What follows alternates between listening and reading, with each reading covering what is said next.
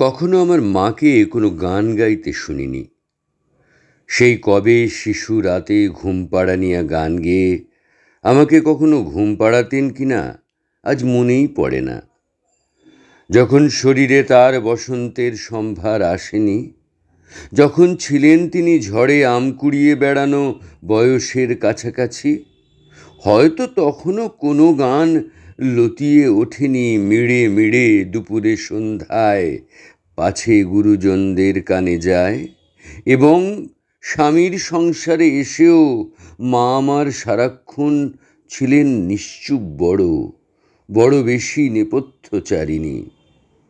যতদূর জানা আছে, টপ্পা কি খেয়াল তাকে করেনি দখল কোনো দিন।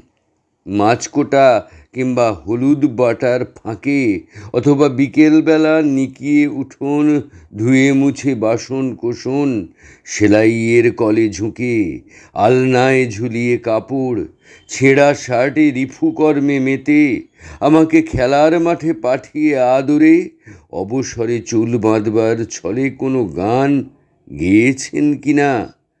এতকাল কাছাকাছি আছি, তবু জানতে পারিনি।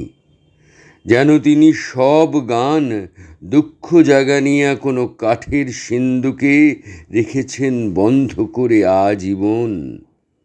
এখন তাদের গ্রন্থিল শরীর থেকে কালে ভদ্রে সুর নয়, শুধু ন্যাপথলিনের তীব্র ঘ্রাণ ভেসে আসে।